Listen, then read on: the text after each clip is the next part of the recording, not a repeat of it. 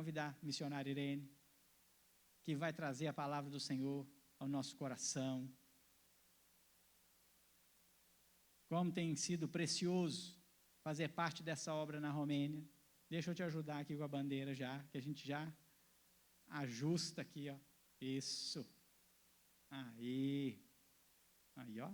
Agora que você vai usar, né? Assim, né? Senão não tem jeito, né? Irmãos, vamos orar pela vida da missionária Irene. Abre o seu coração para aquilo que o Senhor tem para falar, através dela como boca do Senhor. Em nome de Jesus, estenda sua mão aí para cá, abençoe a vida da missionária Irene. Deus, obrigado, Senhor, mais uma vez, o privilégio de estarmos com a tua serva, que atravessou o oceano, Deus, que fez uma viagem longa, e está aqui, Deus, há alguns dias, visitando as igrejas parceiras, e hoje está aqui conosco, mais uma vez, depois de uma manhã tão preciosa, para trazer a palavra do Senhor ao nosso coração. Deus, usa a sua serva com poder e grande glória, que o Senhor possa falar por meio da sua palavra, ela seja um canal desobstruído do Senhor, que a boca dela se cale, e o teu Santo Espírito possa falar ao nosso coração por meio da sua palavra, em nome de Jesus. Amém. A paz, irmãos. É uma alegria estar de volta, né? Hoje, essa noite, eu quero compartilhar com os irmãos sobre um texto da palavra do Senhor. Já vou direto ao texto, que é para não tomar muito tempo, né? Porque eu costumo falar muito. Então, eu tenho aquela história, né, do pastor que falava muito. Aí a esposa falou assim, olha, coloque uma balinha na boca. E aí, quando a balinha acabar, é hora de você se calar. E ele, na pressa, colocou na boca, e está falando, já era 2 horas, o homem não parava. Depois ele foi ver que era um botão que estava na boca dele. Mas eu garanto para vocês que isso não vai acontecer. Então, eu gostaria de ler a palavra do Senhor em Marcos, capítulo 4, são alguns versículos. O que eu observei é que hoje os cânticos, o louvor foi voltado a lutas, vitórias, atravessando mares, atravessando tempestades, e Deus colocou no nosso coração para compartilhar hoje também sobre esse texto. Jesus acalma a tempestade. Nesse dia, Marcos capítulo 4, de 35 a 41. Naquele dia, sendo já tarde, disse-lhe Jesus, passemos para outra margem. Deixando a multidão, eles o levaram consigo, assim como estava no barco, havia também com ele outros barquinhos. Ora, levantou-se grande temporal de vento, e as ondas se arremessavam contra o barco, de modo que já estava a encher-se. Jesus estava na popa, dormindo sobre uma almofada. Os discípulos o despertaram, dizendo, Mestre, não se te dá que pereçamos? Ele, despertado, repreendeu o vento e disse ao mar, cala-te, aquieta-te. Então o vento se aquietou e houve grande bonança. Ele disse aos seus discípulos, por que sois tão tímidos? Ainda não tens fé? Eles sentiram grande temor e diziam uns aos outros, quem é este que até o vento e o mar lhe obedecem? Para aqueles que não estavam aqui pela manhã, eu apresentei o meu esposo, que é o Cristi.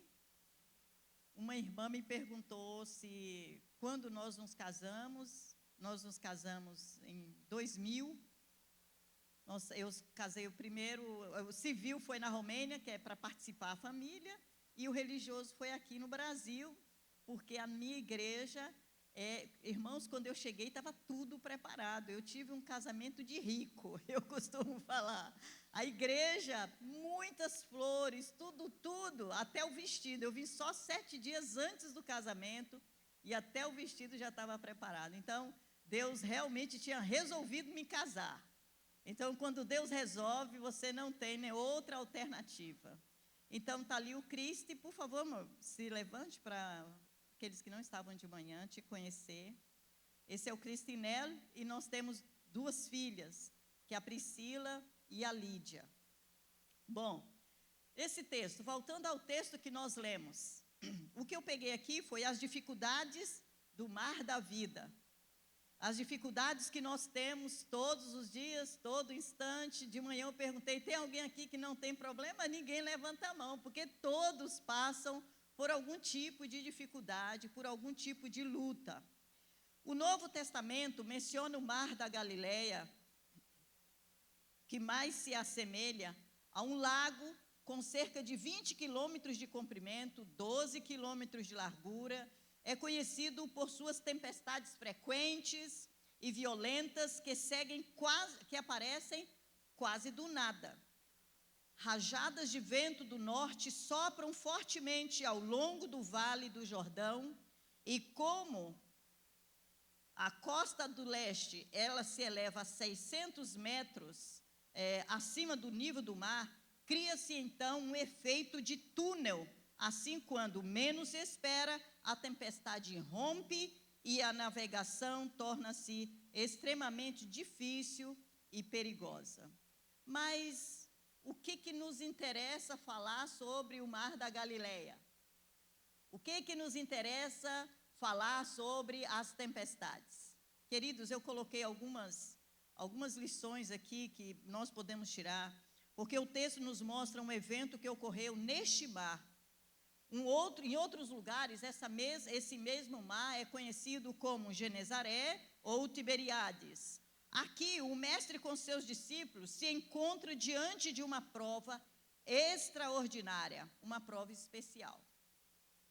Situações como essa, obviamente desagradáveis, também acontecem hoje em dia em nossa passagem pelo mar da vida. Os 12 estavam com Jesus e as primeiras coisas que eles enfrentaram, tanto eles como nós, todos os dias, a cada momento, são os perigos imprevisíveis. Aqui eu tirei do versículo 37, que os perigos imprevisíveis, ora, levantou-se grande temporal de vento e as ondas se arremessavam contra o barco, de modo que já estava a encher. Será que aqueles discípulos estavam preparados, tinham planejado antes de entrar no mar, antes de obedecer à voz do Senhor quando disse, passemos para outra margem? Eles falaram, nós temos que estar preparados porque muitas coisas vão acontecer, uma tempestade vai aparecer. Não, eles não estavam preparados, assim como nós, problemas que aparecem de maneira imprevisíveis em nossas vidas. À medida que navegamos no mar da vida, nós, como os discípulos do Senhor Jesus, eles enfrentaram e nós enfrentamos também tempestades violentas, dificuldades, contratempos inesperados. Somos frequentemente, queridos, assaltados pelas notícias desanimadoras, pelas dificuldades de todos os tipos, enfrentamos perigos, e nesse perigo nós colocamos aqui, mesmo que estejamos seguindo ao Senhor, no versículo 35 diz, naquele dia, sendo já tarde, disse-lhe Jesus, passemos para outra margem. Eles estavam seguindo ao Senhor. A tempestade se abateu, não porque os discípulos estavam debaixo de desobediência. Eles estavam trilhando o caminho da submissão, eles estavam trilhando o caminho da obediência. Aqui nós podemos aprender algumas coisas. Muitos evangélicos dizem que venha para o Senhor Jesus e você não vai ter nenhum problema. Esse não é o evangelho que a palavra de Deus nos mostra. Venha para o Senhor Jesus e todos os seus problemas serão resolvidos. Foi um exemplo para mim ouvir aqui da irmã Maria, que passou por grandes lutas, passando pelo vale da sombra da morte, literalmente. Mas ela continuou fiel ao Senhor. Ela continuou buscando o Senhor. Mas a diferença é que a irmã Maria tinha uma igreja por trás dela, que estava segurando as pontas, clamando a Deus, colocando a vida dela diante de Deus. As dificuldades aparecem, as lutas surgem, não porque você está sendo infiel ao Senhor, não porque você não está orando. Interessante, você já ouviu alguém falar assim, eu vou parar de orar, porque parece que quanto mais eu oro, aparece problema. Alguém já passou por isso? Eu já passei. De falar, Deus, eu estou orando e as coisas não estão acontecendo. Eu falei, eu vou parar de orar. Parece que quando eu oro, tudo de ruim acontece. Obedecer ao Senhor, estar com o Senhor, ser fiel ao Senhor, não nos torna imunes às dificuldades, aos problemas e às tempestades da vida. Aqui também essa tempestade que abateu, como nós vimos, eles estavam sendo fiéis ao Senhor. Nós precisamos aprender a seguir fielmente ao Senhor. Nem sempre essa imunidade por servir a Deus está presente em nós. Eu quero deixar um exemplo aqui para vocês. A igreja na Ucrânia. A igreja na Ucrânia, quando aconteceu a guerra, muitos irmãos não estavam mais podendo adorar o Senhor nos templos, porque alguns templos tinham sido destruídos. Então, o que eles fizeram? Eles foram para dentro dos metrô e lá eles cultuavam a Deus. Eles não pararam de buscar o Senhor. Eles cultuavam o Senhor no metrô. É muito impressionante quando nós vemos que mesmo sendo igreja, buscando ao Senhor, adorando o Senhor, essa igreja foi bombardeada. Os crentes passaram por dificuldades. Muitos crentes não tiveram mais comida nas suas ruas, na sua cidade.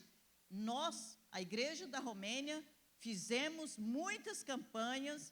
Nós íamos para supermercado e nós enchíamos. Foi até bonito, mas um bonito assim, bonito para nós ver a disposição da igreja, mas era triste para aqueles que estavam lá. Então, a igreja, nós tínhamos uns 6 carrinhos, cheio de coisas. Dentro do mercado só tinha os presbiterianos empurrando o carrinho com muitos alimentos não perecíveis, muitos alimentos enlatados, leite para as crianças, fraldas para as crianças. Então, a igreja, mesmo não estando dentro da Ucrânia, a igreja da Romênia teve simpatia, teve empatia por aqueles que estavam sofrendo. Então, isso é igreja, irmãos. Não pense que a igreja é só aqui, Jequitibá. O povo de Deus está espalhado por todos os lugares. E quando Deus quer, Ele levanta o seu povo de onde Ele deseja. As dificuldades da Ucrânia é uma realidade. Alguém pode dizer que a igreja da Ucrânia não é fiel ao Senhor, por isso que ela está passando por isso? Alguém pode dizer que os crentes da Ucrânia não são crentes de oração, porque eles estão passando por problemas? De forma alguma. Eles são fiéis ao Senhor, buscando o Senhor, meditando na palavra, mas estão passando por grandes dificuldades. E até hoje, eu tenho contato com os irmãos da Inglaterra, até hoje nós temos conexões da igreja reformada da Ucrânia. Nós depositamos, esse irmão deposita todo mês, deposita dinheiro para a igreja da Ucrânia. Ou alguns irmãos estavam mandando dinheiro para a nossa igreja. Teve uma vez que eu tive que falar, olha, pode parar de mandar, que Deus já supriu, a gente já não está sabendo mais o que fazer. Eu senti assim, exatamente quando Deus levantou Moisés, né, para construir, e aí de repente falou, não traga mais ofertas. Foi isso que aconteceu também quando a igreja de Mangalha estava caminhando e ajudando, sentindo o sofrimento dos irmãos da Ucrânia. Essa igreja é fiel ao Senhor, mas passou por tempestades, está passando por tempestades, está passando por problemas.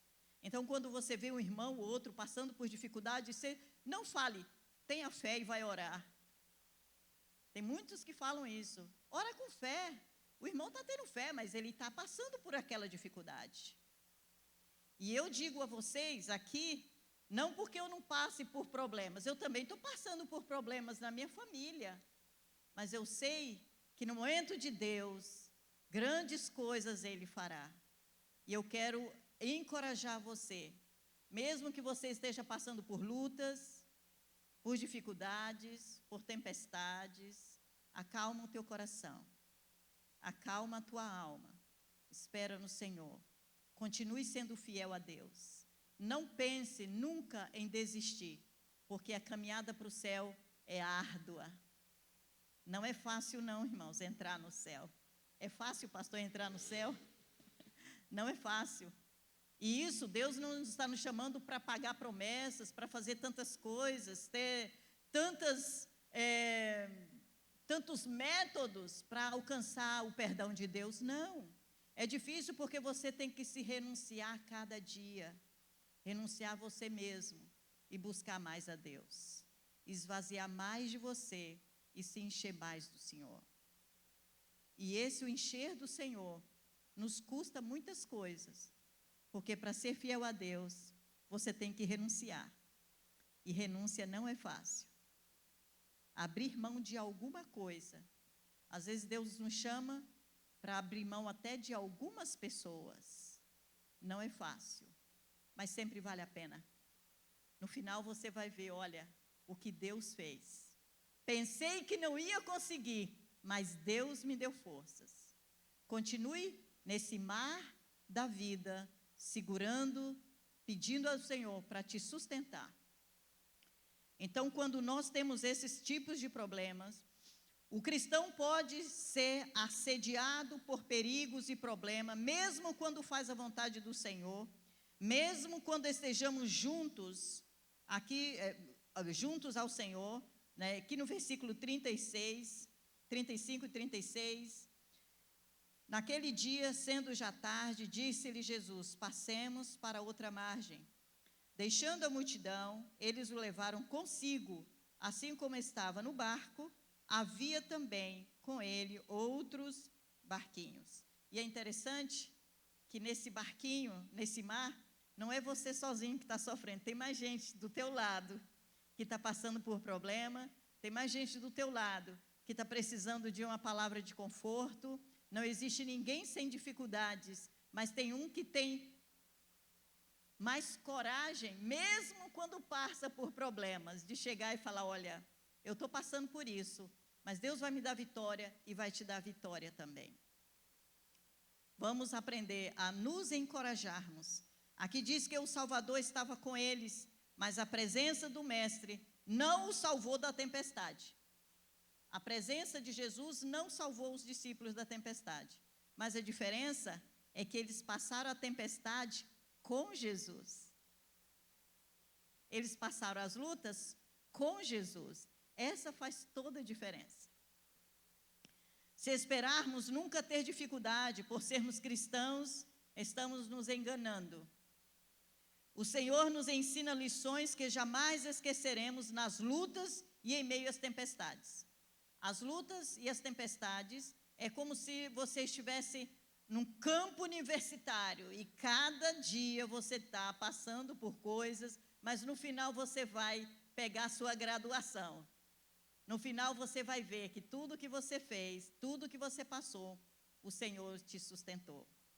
O Senhor nos ensina lições que nós não vamos esquecer, pois Ele testa o nosso amor, a obediência e quer que nós cresçamos na fé. 1 Pedro 1,7 diz assim, essas provações são para quê?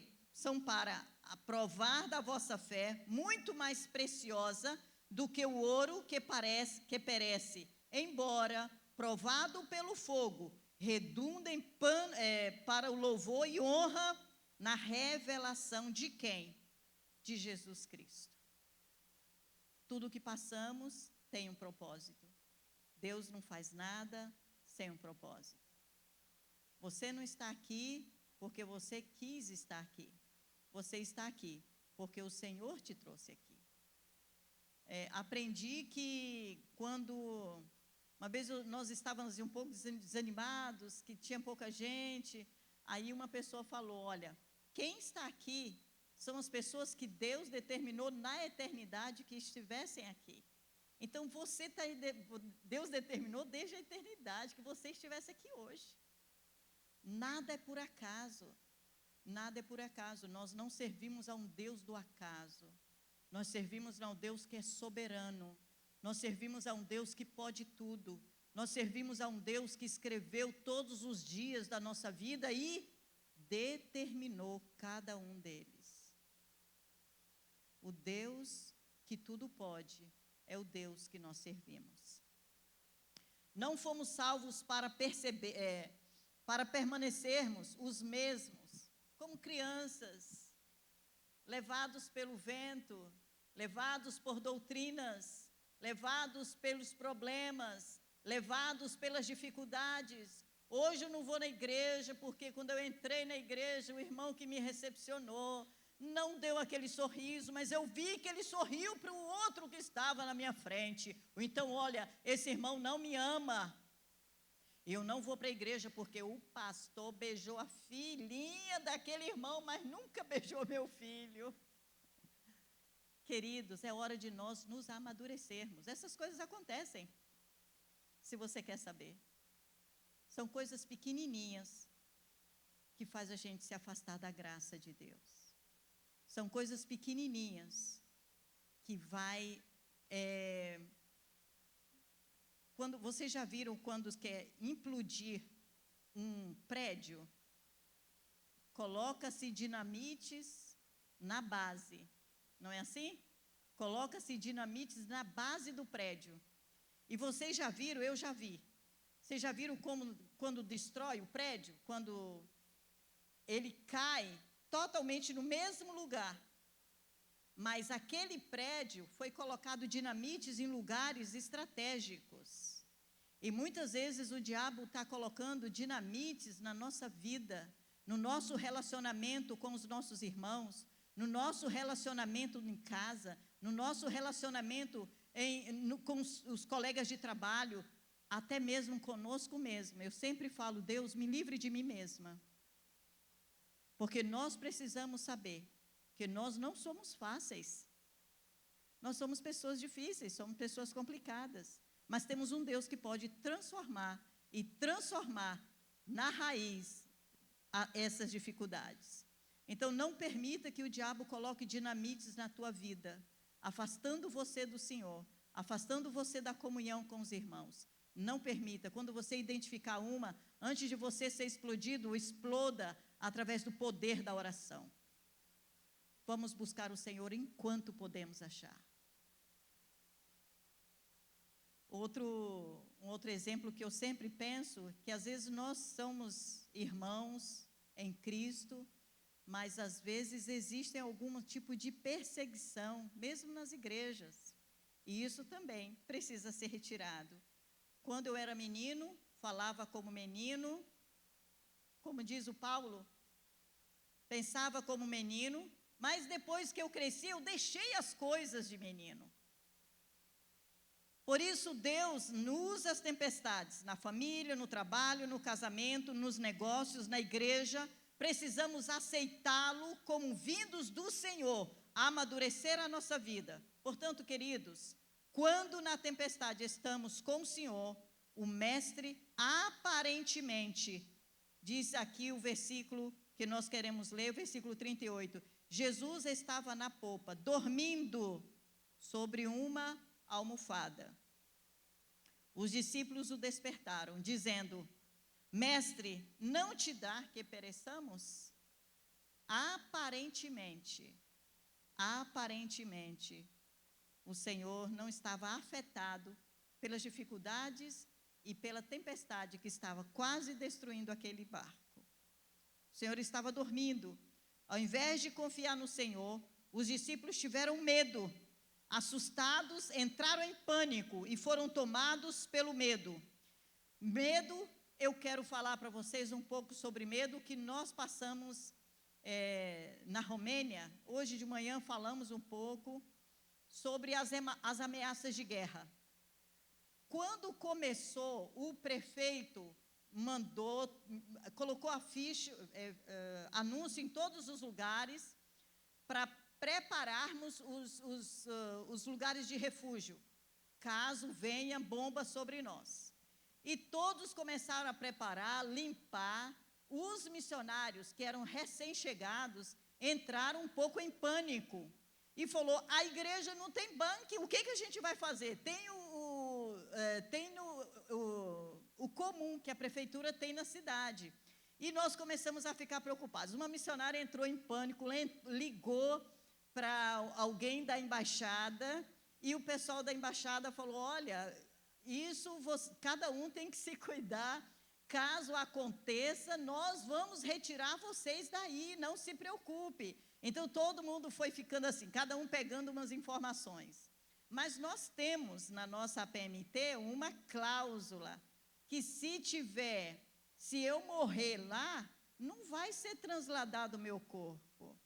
Então, eu já falei para ele, gente, se vocês vieram para aqui, se vocês morrerem aqui, glória a Deus, a gente vai achar um terreno e vamos enterrar vocês. Assim como vocês vão achar também e vão me enterrar. Então, não importa onde você vai morrer, o que importa é onde você vai chegar lá, encontrar com o mestre. E aí, esse medo, irmãos, toma conta. A gente pensa aqui agora, mas no momento entra pânico. No momento entra pânico. Vocês lembram como foi com a pandemia? Entrou pânico no coração das pessoas, porque o medo vai tomando o lugar da paz. Eu tive ataque de pânico, eu nunca pensei que eu ia ter ataque de pânico. Eu tive ataque de pânico, estava no meu apartamento, já tinha 5 dias, gente, eu ficar 5 dias sem sair de casa, isso é demais. Eu já estava 5 dias e a polícia passava, de lá dava para ver, a polícia botando todo mundo para voltar. Eu falei, gente, eu quero sair. E eu falei assim, vou fazer máscaras. Comecei a ir para a igreja, no momento que não tinha polícia, corri para a igreja, arrumei as máquinas e falei, vou fazer um ateliê e vamos fabricar máscaras. Mas antes disso, eu tive que sair para comprar material. Eu fui na rua, a rua estava deserta. Me deu vontade de voltar correndo. E eu tive que lutar para não retornar para o carro. Eu tive que fazer o que eu saí para fazer. O ataque de pânico é porque você vai tendo medo. E o medo te domina. O medo te domina. E nós temos que nos deixar dominados pelo Senhor. Ele é a nossa força. Ele é a sua força, Ele é o seu castelo forte, Ele é o seu esconderijo. Levante a sua cabeça, não permita que esses ataques de pânico te domine, mas deixe-se dominado pelo Senhor, que tudo pode. Eu, quando tive esses ataques de pânico, logo o Senhor me deu uma escapada. Aí eu falei para o pastor Gilberto, tínhamos que dar assistência à igreja de Limano. Eu falei, pastor, e agora? O povo não está saindo para comprar comida, tem gente passando necessidade. Aí nós fizemos uma carteirinha de oficiais, eu como a missionária da igreja presbiteriana, que a gente nem tem ainda reconhecido, mas a gente escreveu, que a igreja presbiteriana, Gilberto fez do pastor, e a gente começou a sair. E o pessoal falou, vocês estão colocando a vida de vocês em risco. Mas é isso, a gente tem que lutar contra esse ataque de pânico. Tem muita gente tendo pânico na vida. E eu descobri, para mim, funcionou assim. Resistir a esse ataque de pânico e ele fugirá de você. Nós precisamos encontrar as nossas estratégias para vencermos. O mestre aparentemente estava dormindo, mas ele estava sabendo de todas as coisas. Os discípulos se deixaram dominar pelo pânico e, de repente, aqui Marcos diz que os discípulos até acusaram o Senhor. Mestre, não te importas? Mestre, tu não vês que nós estamos sofrendo, nós vamos morrer? O Senhor vê tudo. É fácil, em meio à angústia e à tempestade, pensar que o Mestre nos deixou, estamos sozinhos, à mercê do vento do destino. O diabo sempre buscará plantar dúvidas em nossa mente e tentar nos convencer que Deus não se importa, que a sua dor só você conhece. você não tem fé para lutar. Passei por algumas lutas na minha vida e teve um momento que eu já não tinha mais palavras para orar. Eu falei, Deus, olha, tudo que eu tinha que falar já falei, agora nem sei como falar. E a única coisa que eu sabia fazer era chorar. E eu só sabia chorar. Passava na rua, chorava. Foi um negócio muito sério que aconteceu. E aí eu me coloquei diante de Deus e falei, Deus, eu não tenho palavras, então eu só vou me ajoelhar aqui. E fiquei ajoelhada diante do Senhor e comecei a derramar minha alma diante dEle. Irmãos, eu senti como se eu tivesse saído do chão. Eu senti o consolo de Deus e a confiança no Senhor. E ainda estou passando pela luta, mas quando vem alguém e tenta colocar alguma coisa, o Cristo é ali, ele que me segura e fala assim, amor, não deixa isso tomar conta do seu coração. Então, nós precisamos também ter pessoas do nosso lado, irmãos. Nós precisamos ter alguém do nosso lado que nos levante. Nós precisamos ter alguém que nos conhece. Ter alguém que nos mantenha em pé. O diabo quer plantar em nosso coração a dúvida e achar que Deus não está nos ouvindo. E eu quero aqui, a palavra que eu tive, eu quero compartilhar com você, quando diz assim, que na realidade o Senhor, Ele nos encoraja. Mateus 28, 20 diz, eis que estou convosco. Quando? Todos os dias. Eis que estou convosco todos os dias, até a consumação do século, até Ele voltar. O Senhor está conosco. Um outro versículo que eu peguei, Salmo 23, 4. Ainda que eu ande, por onde? Isso quer dizer que você não vai andar pelo vale da sombra da morte, ou diz que você vai andar? Ainda que eu ande, é possível você andar pelo vale da sombra da morte. O versículo continua, não temerei mal nenhum, por quê? Porque tu estás comigo. A tua vara e o teu cajado me consolam. João 16, 13, no mundo tereis aflições. Eu quero compartilhar com vocês, queridos, essas palavras de encorajamento. O Senhor me encorajou muito através dessas palavras, eu quero compartilhar. No mundo tereis aflições, mas, fala mais forte. Mas tem de bom ânimo. Por que ter de bom ânimo? Porque eu te deixei no mar sozinho? Não. Mas tem de bom ânimo. Por quê? Ele venceu. E se você está com aquele que venceu todas as coisas, você é mais do que vencedor. Mais uma palavra de Isaías, quando diz, ainda que uma mulher venha esquecer do filho que ainda mama. Quem é mulher aqui, quem é mãe, sabe que é difícil esquecer o filho que nós estamos amamentando, gente, é muito difícil. Mas a Bíblia diz assim, ainda que essa mulher venha esquecer o filho, ele o quê? Não se esquecerá de nós. Ele não se esquecerá de nós. Mais uma palavra, Isaías, não temas, pois eu te resgatei, eu chamei pelo nome, você é meu. Nós temos em nós o carimbo do Senhor, propriedade exclusiva de Deus. Você vai passar por momentos difíceis? Vai. Você vai passar por aflições? Vai.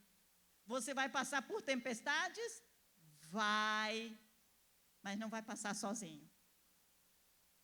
Porque o Senhor é aquele que nos pega pela mão e diz, eis que estou contigo. No versículo 39, reconhecemos que o Senhor tem plena autoridade. O mestre despertado pela voz assustada dos discípulos.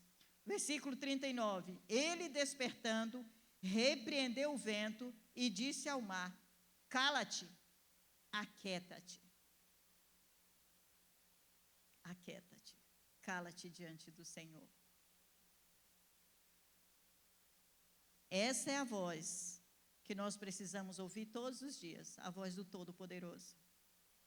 Cala-te, aquieta-te, o nosso Deus controla a história do mundo, controla o nosso destino, Ele tem poder sobre os elementos da natureza, Ele tem poder sobre qualquer tipo de enfermidade, Às vezes a gente fica só em busca de cura, né? A gente quer cura. Eu rio muito com o irmão lá da igreja, que ele fala assim, eu estou com tanta vontade de ir para o céu, eu falei, eu também. E para mim, eu pedi para minha menina traduzir a música, O Exilado, que diz que flores, tudo quer atrair, né, a nossa atenção para ficarmos aqui, mas o nosso lugar final é lá na glória. E aí, falando com ele, ele falou assim, aí ele descobriu que estava doente. Aí ele correu para o médico, aí eu comecei a brincar com ele. Falei, rapaz, você quer ir para o céu, mas você não quer morrer não, né? Mas é natural. E quando Deus for levar a gente, nós iremos. E nós iremos para a glória celestial. O melhor lugar para estar. Precisamos ter segurança da salvação. A minha menina perguntou um dia para mim, mamãe, o que é a morte? Eu falei, a morte é quando a gente fecha o olho aqui e abre lá no céu. Todos nós temos essa certeza? Que se você fechar os seus olhos aqui, você vai abrir na glória? Numa situação que parecia terrível aos olhos dos homens, quando todos os seus esforços foram pouca de utilidade, o Senhor Jesus aparece aqui como único socorro, sendo a sua única esperança. Quando todas as suas disposições se esgotaram, ainda há uma chance, que é Jesus. Versículo 40, ele disse aos seus discípulos, por que sois tão tímidos? Ainda não tens fé? Nossa tendência é depositar a nossa fé em qualquer coisa, em qualquer pessoa, no salário que temos, no emprego que temos, menos naquele que dá o seu salário. Quem te dá o seu salário? Você pensa que é o seu chefe, mas não é não. Porque se você não tiver saúde, você não pode trabalhar. Se você não pode trabalhar, você não pode gerar rendas. Tudo nós dependemos, tudo nós somos. Estamos com dívidas com o Senhor. Daí que vem o medo e a preocupação. Estar com Jesus no barco é estar em absoluta segurança, salvo, mesmo em perigos. Salvos, mesmo em perigos. E eu quero encerrar quando o versículo 41, eles sentiram grande temor e diziam uns aos outros, quem é este que até o vento e o mar lhe obedecem? Quem é este? Fica a sua resposta. Quem é Jesus para você?